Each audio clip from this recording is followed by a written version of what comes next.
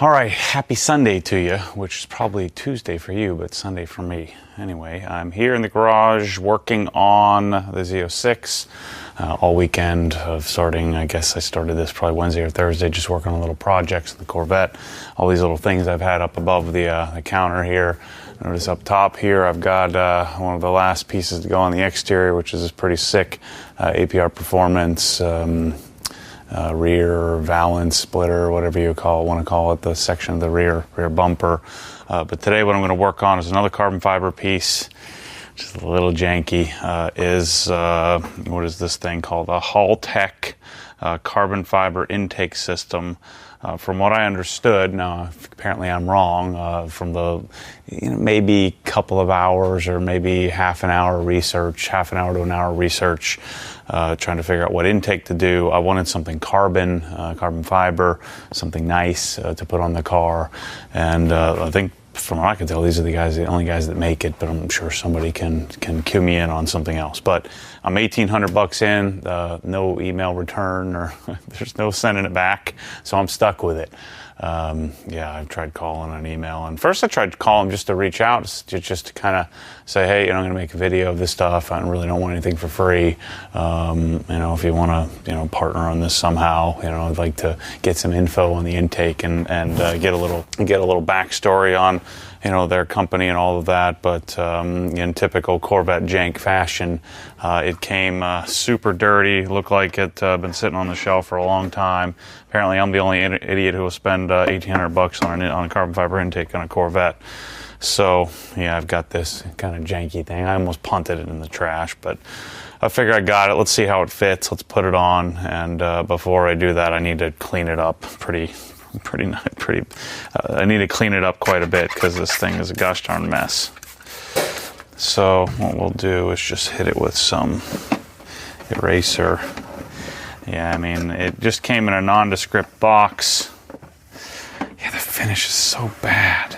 Dang it. I shouldn't put this thing on. This has been my pretty typical Corvette experience of anything aftermarket. Everything's just so gosh darn lazy. Yeah, some of this I thought was at least dust, but no. Dust and dirt from sitting on their shelf forever, but no, it's just not good. Really not good. That's a shame. I don't know, what do you think? Let's just put it on. I mean, I spent $1,800 on it, I'm gonna frickin' throw it away. So I might as well at least put it on and see what happens. Maybe it sounds really good or something positive. But yeah, the seams are, looks like a fifth grader made it, and I hate to disparage crap, but hey, whatever. They're not going to watch this anyway. So yeah. So the intake filter looks kind of nice. It looks pretty decent quality. It's just but it's just a green, whatever brand makes these green filters. And so theoretically, I popped the hood and looked under there. I should be able to just pull off the top of the, I guess the ram air box or whatever that is, the radiator box, the one that directs air down underneath the car, and then pull off the stock intake and put this thing on. I know a bunch of people are telling me, well, you have to get a tune. I'm like, I don't know about that. I mean, maybe. They also told me I needed a tune with high flow cats, and I don't. So I don't know. We'll see. I'm going to put it on, and I'll probably get the car tuned anyway. But let's open up the hood, the stupid reverse hood here. Let's open it up reverse, and then start taking it apart. I'd like to get this done today. Hopefully, it looks like it should only be a few bolts, because tomorrow I'm going to decon and start paint correcting the car, so I can put the badges back on. And hopefully, while I'm in that process, while it's up on the lift, hopefully the exhaust stuff will show up from Billy Boat that I'm doing. So let's dig in. All right. So from what I can tell, I just take this box off, which looks like just a few. These little 7 mils. And I don't know if they had instructions on the site, but it doesn't look like I need any. We'll see. I say that all the time. I have the car up just maybe a foot off the ground on the lift here, just to help give me a little access. This is so stupid. I know you Corvette guys love this, but It'd be so much better if the hood opened that way. That way I could get in here and actually work on the car instead of this stupid hood. I should just take it off for this. The LG sway bars, blue sway bars look pretty cool down there. So this is, maybe you can send me a link. We'll put this intake on because I already bought it and I'm kind of stuck with it. I've had it for a while. But maybe there's a better carbon fiber intake. I don't want the, I think AFE is pretty standard for this, but the AFE is plastic. I don't want that. I know it doesn't, carbon fiber doesn't do you anything from a performance perspective, but I don't care. I want it to look pretty. All right, so this box should just come off just to give us some space. Yeah, cool. We'll clean this up and probably coat it while I got it out. Might as well.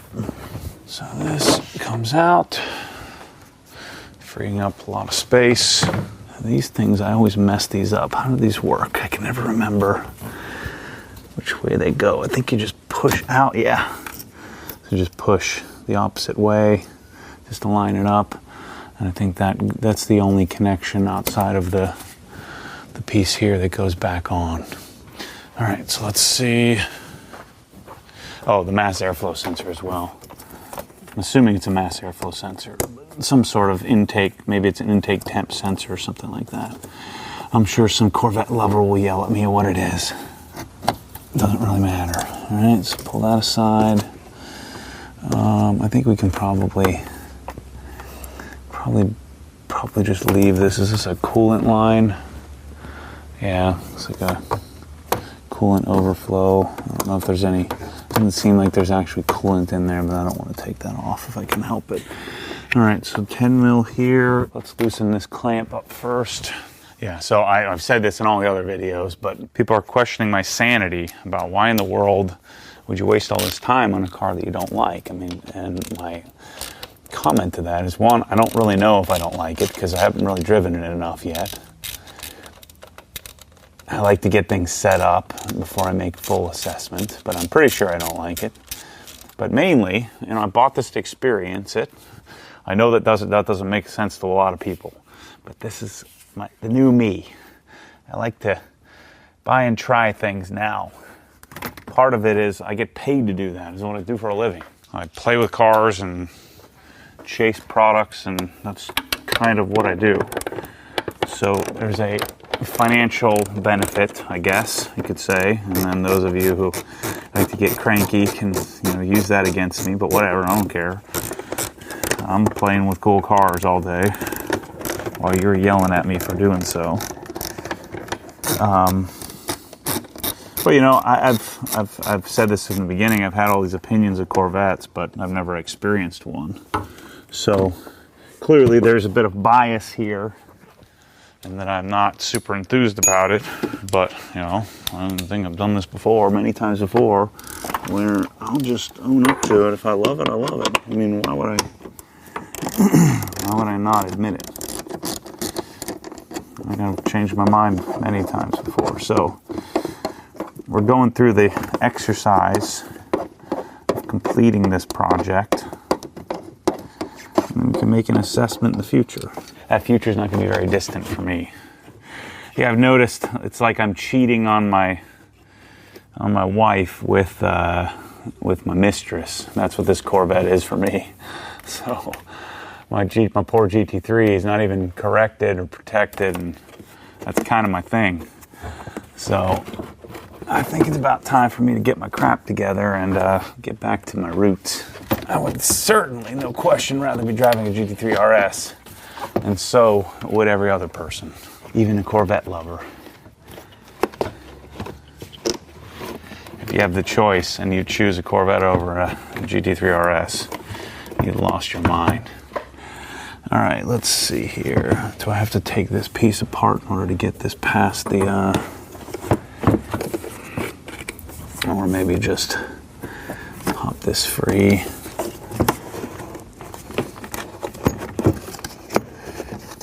I don't think there's any coolant in that line. I can take that off if I have to. We could also pop these off and take this piece apart It'd just be nice to get this out in one piece and not have to take it apart.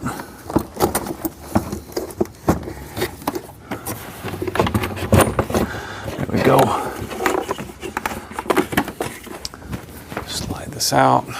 So I'll take the one sensor off, and we should be able to slide the new one back in. So looks like it's pretty simple. So should be able to just take this out right here. I will tell you though, this car has been pretty nice to work on. Pretty easy to, everything's pretty accessible. You know, if I had a bunch of these cars, you know, and that's why some of you kind of get bent out of shape about, well, how come you don't know this? Well, I mean, if you had 3 or 4 of these and you started playing with them and doing maintenance and taking them apart and putting them back together, then you'd have I would think you'd have a pretty solid understanding like of what this sensor actually is. Is this a mass airflow sensor? Is this an air intake temperature sensor? You know, what is that? I'm not sure. But it's something that, you know, through making videos and people telling me what it is, I would have had it figured out in not too long of a time frame. Well, at least that looks like it lines right up, fits right in.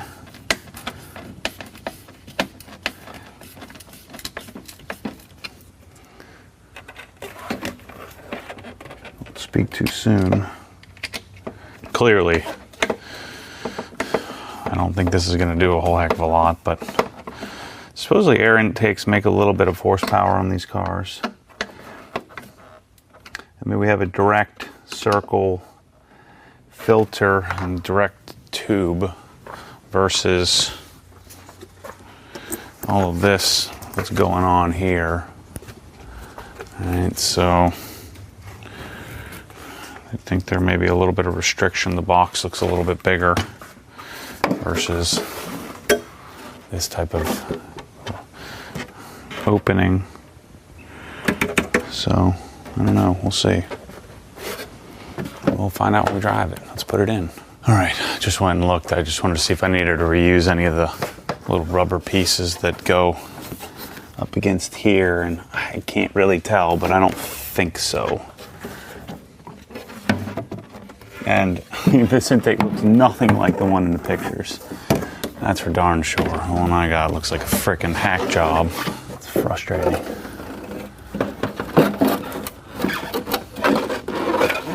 If any of you guys know these people, you tell them to frickin' call me. I'm trying to do a slight service to the world by providing a little detail. Yeah, this has got to come off. It's just so much easier if I just pull this off. Yeah, I wasn't going to do this today. I was going to do this. I ran over here today from my house, which is I do like a 2-mile route. I've been running 2 miles every other day. I don't want to take that thing off. I'm just going to slide it under here.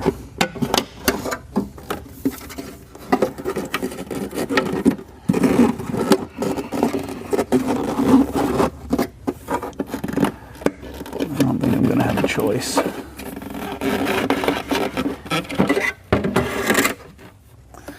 But yeah, I've got these, what are they, Nike Flyknit 4%, I think they're called. They're not good for a wannabe runner. I think what you have to do, you really have to stride. So if I was running faster, so as I get faster, they'll probably be better for me. But right now, just put my finger over that. Okay, good. It's probably just an overflow line.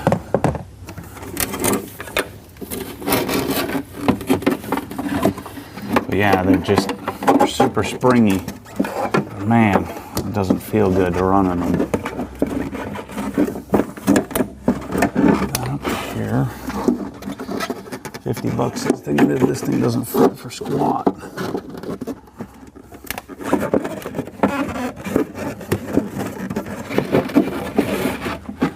So that's gonna go on there. Do I have this thing upside down? I do. It goes this way.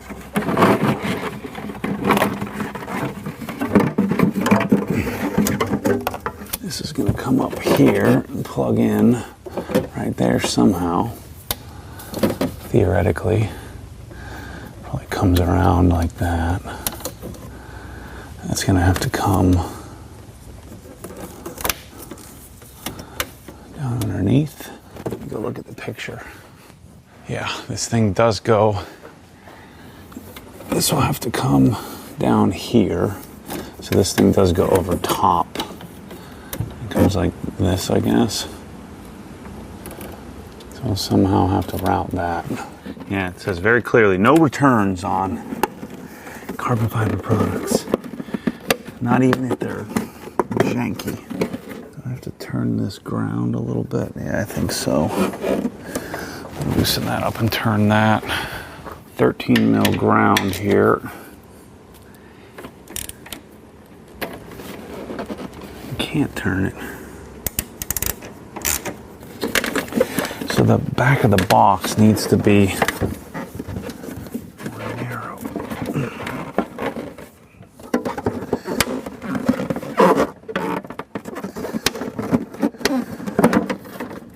This coolant lines, this ground sitting right here. Let me just bend it down or maybe.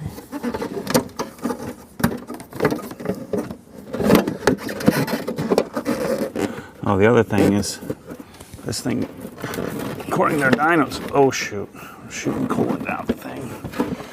According to their dynos, this thing makes like 50 horsepower, but we'll see.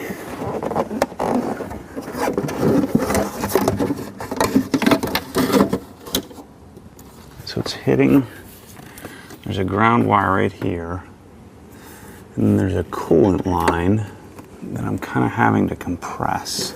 I don't think taking the cover off is going to do us any good. Let me try turning this. So I'm trying to turn that ground out of the way. This line won't matter and this line is fine. So this thing has to stay up top, out of the way. Put that there. Still hitting this coolant line. It clearly doesn't sit over top. Yeah, moving that ground out of the way made a big difference. But now,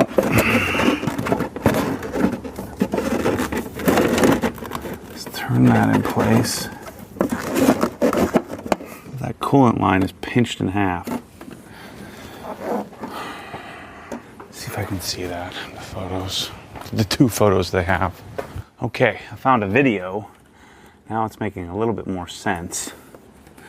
What I'll show you, I'll bring the camera over here in a minute, but I'll show you what I pulled this harness, this line out, so we have some slack. I turned this, which of course it doesn't tell you in the video to do this, but I turned this out of the way. I've got to take this anti-vibration portion clamp off. But what we got to do right now, I'm going to close up this line here while I pull on it. You have to zip tie up this coolant line out of the way. Otherwise it's going to hit. That makes a whole lot more sense now. So that way, hopefully it's not kinking it. It's just pulling it up and out of the way. Just what we need is to mess with the cooling system of a car that doesn't cool very well. We'll cut those back in a minute. I think this needs to be shortened or adjusted. They supposedly send you an extra piece, but I didn't get anything, so get some on my own. Dang it, man. Freaking coolant everywhere. You don't want coolant all over your belts and crap. You want them squeaking. Okay, so I'm taking off that thing, which goes right here. This is why I need a cameraman. So now let's see if my zip tie gave us enough clearance to get in here.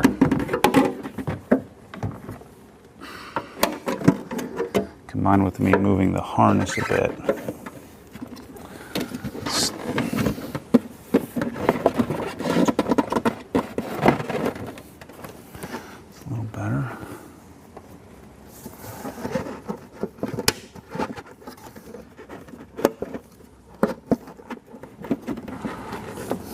right, so let me take this thing off. Don't worry about that in a second. Go, so let's get these threaded in. That's much better. But before I do that, I need to get that neoprene thing on there. I just want to make sure it lined up. Kinda does. They're supposed to send you parts to make this work. It's like a big old gap in the bottom. I got the ground wire and the harness out of the way.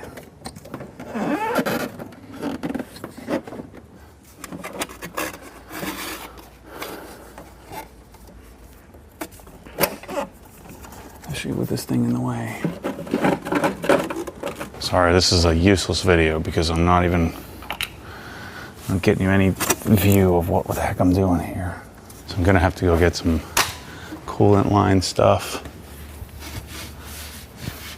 Freaking coolant everywhere. Put this sucker on here. Wow, that's so tight. I don't know if that's gonna go. I'm just trying to get this cup over top of the throttle body input. This freaking stupid hood. Who puts a hood backwards? It's so easy if I could reach in here. All right, that'll make a pretty high quality seal, I think, because it's tight as can be. Okay.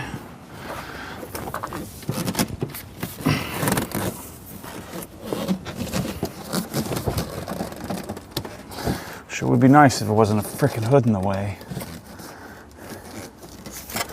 It'd be really nice. Okay, that's kind of in there. Let's get this to line up.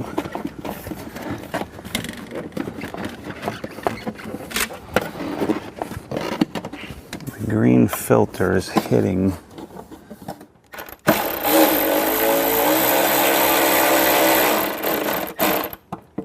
Kind of worked. Ah, freaking stupid hood.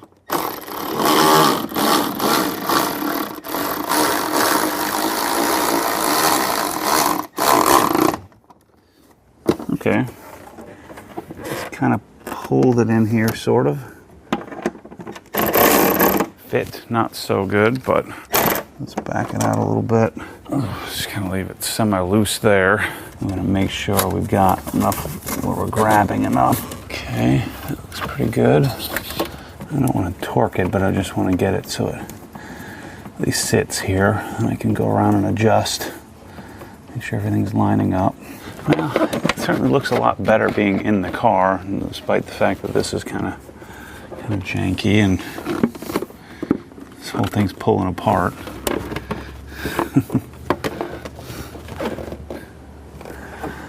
Yeah, we're getting a different intake, people.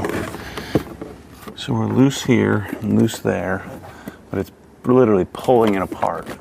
So that's good. We're not hitting our coolant lines. Again, this isn't tight. I'm going to loosen it up a little bit more. That's loose enough. But the box is splitting apart right here. This line is not touching. Okay, so that's not in the way. And there's a gap right here. These are both loose. It's almost like it's not seating in the bottom. It's pulling itself apart. That's just the way it goes, I guess. Let's tighten these down.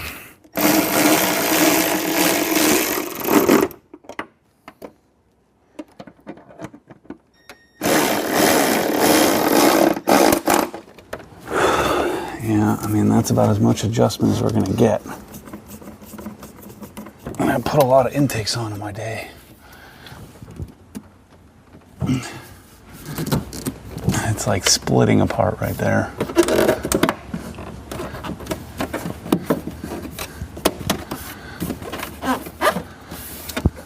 Yeah, we got good solid connection here.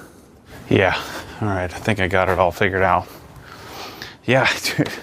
I also found the AFE black intake system. So, I'm an idiot. These things, they claim 40, 50 horsepower. It's pretty crazy. So yeah, that's why it's being held up. It's hitting this frame, which moves out of the way.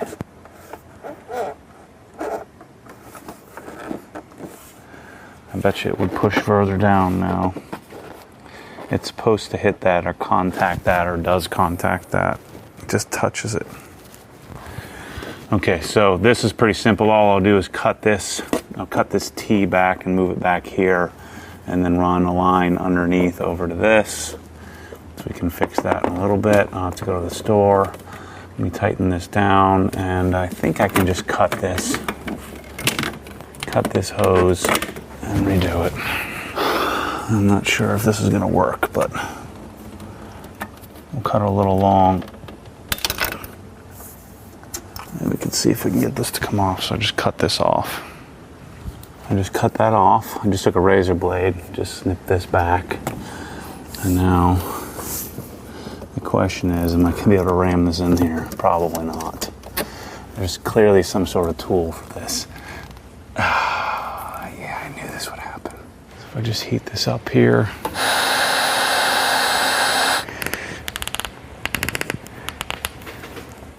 There's certainly like a little crimping tool that would just put this right on.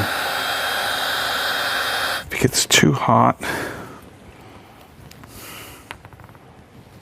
shoot, and it loses its structural integrity. All right, so I heated it up a little, got it on there. I'm gonna get online, I'll figure out how to, it'd be kind of neat to have the proper tool. I'm gonna just zip tie this on here. So this has got to move. So I'm gonna have to have that replaced, otherwise the hood isn't gonna close.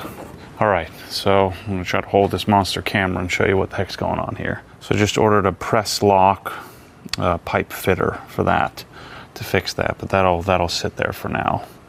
And so there's the intake. It doesn't look as terrible in. Let me show you the gaps. So this is the problem. So you can just see it's a little washed out looking. There's a little bit of a gap here because it hits the hood prop. And then I've got to go get some 5/16 hose so I can cut these and take this T right there and move it over to here, to this general region. And then I can cut that other nylon line that runs down underneath and cut it to length. Other than that, it's done. So I'm gonna clean this piece up here, put this back on, probably run over to Advance. I can cut these at home or cut them tomorrow, but that can sit like that there temporarily. Just there's a lot of tension on this one. I don't want that to pull out. But on Tuesday, I'll have this nylon press-on device that we'll be able to, so I'll be able to press this nylon tube, this vacuum tube, this hose onto the fittings without issue. So I'm just gonna clean this up. The eraser will be fine. Take one of these.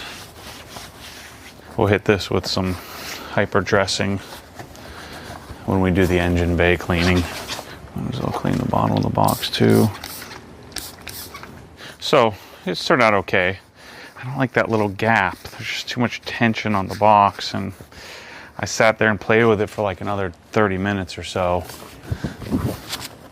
just to make sure I had adjusted it properly, but it's pulling a little bit, so I hope it doesn't make any kind of weird vibration or anything. But I'm gonna run over to AutoZone, get some 5/16 tubing so I can at least cut that coolant line to length and get that cleaned up and dialed in. But I'm ready for my 50 horsepower. They have some dynos of it, so maybe Maybe intakes do make a big difference on these cars. I find it hard to believe, but hey. So theoretically, if the headers give me 50 horsepower and the intake gives me 50 horsepower, that should be 100, right? I don't know that it's quite that additive. Yeah, I'm gonna have to wait till I cut this hose, otherwise this isn't gonna fit. I'm gonna wait to put this back on tomorrow, because now I can't close the hood. Not with this on, and this in the way. I need to drive the car home. Yeah, we'll put this back on tomorrow. The intake doesn't look too bad from, it's like one of those things, it looks like an epoxy floor where it looks great from like 10 feet away. So that'll do the trick. All right, so that's a wrap for Sunday. I'll be sure to finalize this here. I'll probably do it at the wash bay at home. But tomorrow I'm going to start the decontamination process. There's going to be a whole series, and I think I might do this series a little bit differently, where I create some finality around each product that I use in each section. So I'll stop, grab all the products off the shelves and say, here's what I used for this, and here's what I used for that. Here's how many, so I'm going to keep track. I'm going to do this whole car myself, and so I'm going to keep track of exactly how many parts and pieces I used during the process. I don't think I'm going to need to compound this, but we'll find out when we start to get moving on it.